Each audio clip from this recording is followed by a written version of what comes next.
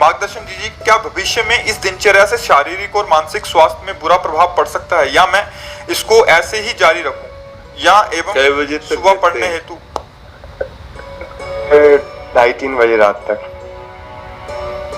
हाँ, आजकल तो इसे बच्चे जो अच्छी पढ़ाई कर रहे हैं वो ऐसा ही हमें बताए। जब 9 बजे उनका शौच स्नान आदि, तो प्रश्न 9 बजे आप क्यों जगते हैं, तो उन्होंने कहा कि 2:30-3 बजे तक तो हम पढ़ते रहते हैं। तो अगर उसको ऐसा कर लिया जाए कि 11 बजे हम शयन कर लें, 12, 1, 2, 3, 4, 5, 6 घंटा हो गए, और 5 बजे उठ जाएं और फिर हम 9 बजे तक पढ़ाई कर लें। मान लो अगर 9 बजे आप जगते हैं तो शास्त्रीय पद्धति के खिलाफ हो गया ये दिनचर्या, और स्वास्थ्य के लिए भी ये ठीक नहीं रहेगा। क्योंकि जब ब्रह्म मुहूर्त 4 बजे से लेकर के और 6 बजे के बीच में अगर शयन किया जाता है तो ब्रह्मचर्य हानि की विशेष संभावना होती है, और आयु, श्री, कीर्ति, तेज, इन सब की हानि होती, क्योंकि जगत को प्रकाश देने वाले भगवान नारायण सूर्यदेव पधार रहे हैं, हम सैया पे सो रहे हैं। हमने तो गांव में भी देखा है कि 4 बजे कोलाहल शुरू हो जाता है, सब जग जाते हैं। तो अगर हमें अपने को सही मार्ग में लाना है, तो जैसे हम 9:15 बजे, एक बार किसी विद्यार्थी ने शौच स्नान 9:15 बजे, हम 9 बजे जगते हैं, वो विद्यार्थी ने बताया, हम 2:30 बजे तक पढ़ते हैं, तो इसी समय को बदल लिया जाए।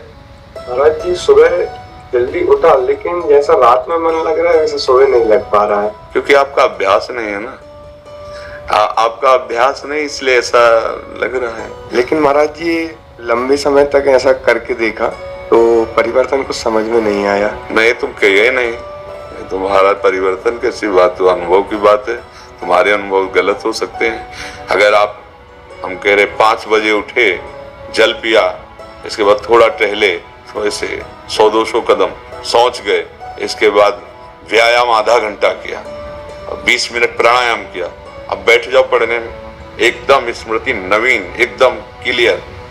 अब कितने समय तक प्रयास कर सकते हैं इसको?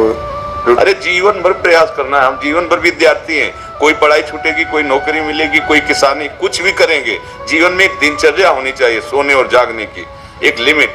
जैसे एक बहुत व्यस्त शरीर है, उसके लिए 7 घंटे बहुत पर्याप्त है सोना, 6 घंटे वैसे पर्याप्त है, 7 घंटे। अब जैसे अपने लोगों के तो 3 घंटे, 2 घंटे, 1.5 घंटे, 24 घंटे में 1.5 घंटे, 2 घंटे, अब जितनी कोटि का उपासना में प्रवेश है, और नहीं 5 घंटे, या 5 के बाद फिर नहीं माना जाता है कि तुम साधक ऊपर सो रहे हो, ऐसे 5 घंटे आखिरी। पर जैसे किसान आदमी, व्यायाम किए हुए, बहुत मेहनत करने वाला व्यापारी, 7 घंटे से ज्यादा नहीं रखा गया सोने के लिए।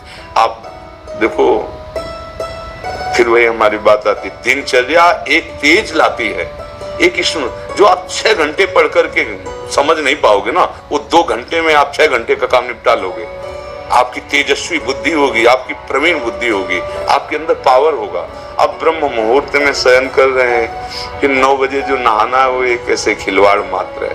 आप 4 और 5 के बीच में उठे और स्नान किया, व्यायाम किया, 1-2 किलोमीटर दौड़ लगाई, थोड़ा प्राणायाम किया, फिर आप पढ़ के देखो।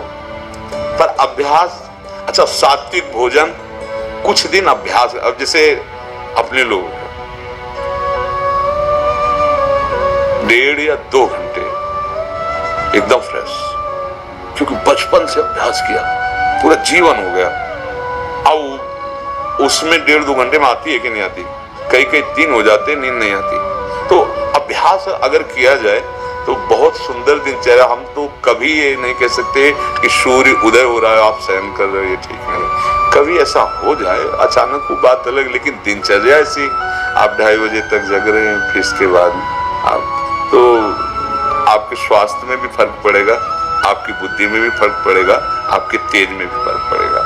आज हम बुद्धिमानी समझ रहे हैं धन कमाना केवल, आज आप 2:30 बजे तक जग रहे हैं, फिर इसके बाद आप, तो आपके स्वास्थ्य में भी फर्क पड़ेगा, आपकी बुद्धि में भी फर्क पड़ेगा, आपके तेज में भी फर्क पड़ेगा। आज हम बुद्धिमानी समझ रहे हैं धन कमाना केवल भोगों को भोगना बुद्धिमानी समझ रहे हैं, यही बुद्धिमानी मानी जाती है। जैसे आके प्रश्नकर्ता ने प्रश्न किया था कि हम ऐसों को तो जो मांस खाते हैं, शराब भी पीते हैं और अपने मतलब टाइम से यही टाइम 11 बजे जगना, ऐसा खूब ऐश्वर्यवान है, खूब मौज मस्ती से रहे, उनकी कोई परेशानी नहीं है। ठीक है, इसे तुम सुख मौज मस्ती समझ रहे हो। कुछ दिनों बाद शरीर छूटेगा, इसके बाद क्या रह गया?